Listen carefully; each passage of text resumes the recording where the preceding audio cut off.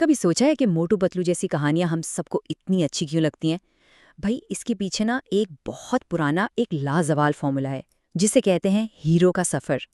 تو چلیں آج اسی فارمولے کو اس مشہور کہانی کے ذریعے کھول کر دیکھتے ہیں اور سمجھتے ہیں کہ کیسے ایک بالکل عام سا کردار ایک لیجنڈ بن جاتا ہے۔ ہر اچھی کہانی ایک اچھے ویلن سے شروع ہوتی ہے، اور یہاں ہمارے سامنے ہے ٹائیگر چنگ، اپنے غرور میں ڈوبا ہوا ایک سیدھا سیدھا چیلنج دیتا ہے۔ یہ صرف ایک ڈائیلاگ نہیں ہے، یہ ایک للکار ہے جو نہ صرف ہیرو کے لیے ہے بلکہ ہمیں بھی فوراً کہانی کے اندر کھینچ لیتی ہے۔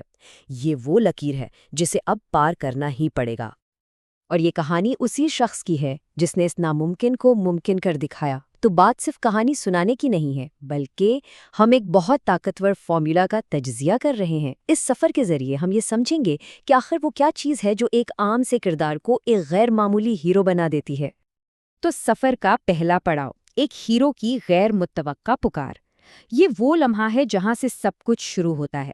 ہم اپنے ہیرو کی بالکل عام سی دنیا میں قدم رکھتے ہیں اور بس انتظار کرتے ہیں اس ایک واقعے کا جو اس کی زندگی کو ہمیشہ کے لیے بدل کر رکھ دے گا۔ دیکھیں، ہر ہیرو کی کہانی ایک پرسکون اپنی ہی دھن میں مگن دنیا سے شروع ہوتی ہے، لیکن پھر سب کچھ بدل جاتا ہے۔ یہاں فرفرے نگر کی پرامن زندگی میں طوفان بن کر آتا ہے ناقابل شکست martial arts champion tiger Cheng. وہ نہ صرف وہاں کے مقامی باکسرز کو سرے عام ہراتا ہے بلکہ پورے قصبے سے سر جھکانے کا مطالبہ کرتا ہے، مطلب پورے شہر کی عزت کو پیروں تلے روند دیتا ہے۔ اور جب ہر طرف خاموشی تھی، جب کوئی بولنے کو تیار نہیں تھا، تب ایک شخص آگے بڑھتا ہے، ہمارا ہیرو موٹو۔ ارے اسے مارشل آرٹس کا ماں بھی نہیں پتا، لیکن وہ اپنے قصبے کی، اپنے گھر کی یہ سرے عام بے عزتی برداشت نہیں کر پاتا اور سیدھا چیمپئن کو چیلنج کر دیتا ہے۔ اور یہاں ایک بات بہت اہم ہے، موٹو یہ لڑائی اپنے لیے نہیں لڑ رہا، اسے کوئی ذاتی شہرت نہیں چاہیے۔ اس کا مقصد صرف ایک ہے، اپنی کمیونٹی کی عزت بچانا، اور یہی بے غرضی، یہی جذبہ اس کے عزم کو اس کی سب سے بڑی طاقت بنا دیتا ہے۔ نتیجہ وہی جو ہونا تھا، ایک تیز سرے عام شکست۔ موٹو کو ذلت کا سامنا کرنا پڑتا ہے، لیکن یہی شکست، یہی بے عزتی اس کے اندر ایک ایسی آگ لگا دیتی ہے جو سب کچھ بدلنے والی ہے۔ اور یہ ہے وہ لمحہ جہاں موٹو سرے عام ایک عہد کرتا ہے۔ یہی اس کے سفر کی اصل شروعات ہے، جسے کہانی کی زبان میں ایڈونچر کی پکار کہتے ہیں۔ یہ وہ پوائنٹ ہے جہاں اس نے فیصلہ کر لیا ہے کہ اب پیچھے نہیں ہٹنا، چاہے کچھ بھی ہو جائے۔ تو اب سفر کا اگلا مرحلہ شروع ہوتا ہے، ایک استاد کی تلاش، ایک ایسا گرو جو ہیرو کو اس کے مقصد کے لیے تیار کر سکے۔ ہر ہیرو کو ایک استاد، ایک مینٹور کی ضرورت پڑتی ہے۔ یہاں وہ استاد ہیں ماسٹر ہم نریش، لیکن کہانی میں ٹوسٹ یہ ہے کہ ویلن یعنی ٹائیگر چانگ کی بے پناہ طاقت کا راز بھی یہی استاد ہیں۔ لیکن استاد تک پہنچنا کوئی آسان کام تھوڑی تھا، یہ خود ایک امتحان تھا۔ موٹو اور اس کے دوستوں کو ہمالیہ کے دور دراز گاؤں تک پہنچنے سے لے کر بھوت بن کر عملے کو ڈرانے تک، اور پھر نوکروں کا روپ دھار کر اسکول میں گھسنے تک، نہ جانے کیا کیا پاپڑ بیلنے پڑے۔ یہ ساری آزمائشیں ان کی ذہانت اور پکے ارادے کو ظاہر کرتی ہیں۔ اور اتنی محنت کے بعد کیا ملا؟ استاد کا صاف انکار۔ یہ موٹو کے لیے ایک بہت بڑی رکاوٹ تھی۔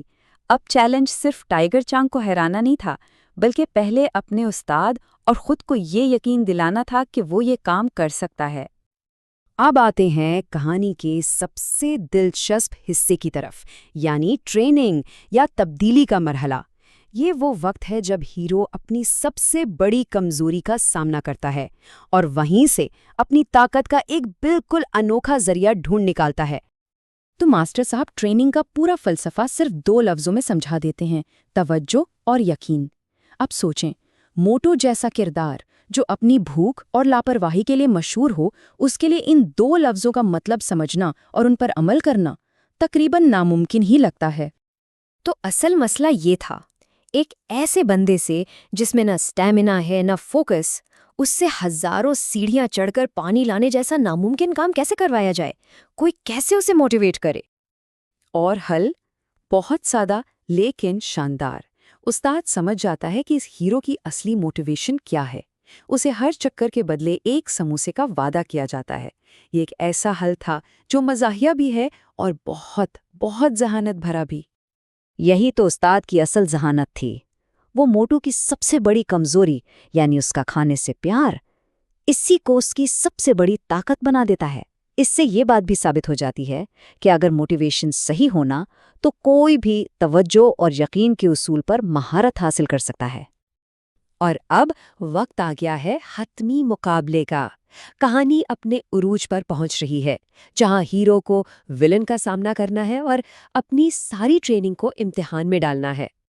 तो मैदान में एक तरफ है टाइगर चांग, जिसकी महारत का कोई मुकाबला नहीं और गुरूर आसमान को छू रहा है, और दूसरी तरफ है हमारा मोटू। महारत शायद कम हो लेकिन अज़्म पहाड़ जैसा है। और ये सब कुछ फरी फ्री नगर में लाइव देखा जा रहा है, जहाँ हर एक की सांसें रुकी हुई हैं। लड़ाई शुरू होती है और जैसा कि उम्मीद थी, टाइगर चांग पूरी तरह हावी है। लेकिन मोटो, वो बस डटा हुआ है, मार खा रहा है, लेकिन हार मानने को बिल्कुल तैयार नहीं। और यही उसकी असल ताकत है। और जब विलन को अपनी हार नजर आने लगती है तो वो क्या करता है? वो धोखा देता है। टाइगर चांग ममनुआ सुपर पावर्स का इस्तेमाल करता है। ये मोटो के लिए आखिरी और सबसे बड़ी आजमाइश है। अब बात सिर्फ जिस्मानी महारत की नहीं रही, अब उसे अपने यकीन की ताकत दिखानी होगी। और फिर आता है वो लम्हा, फतह का लम्हा। मोटू अपने हरीफ का मशहूर डायलॉग इसी पर पलट देता है।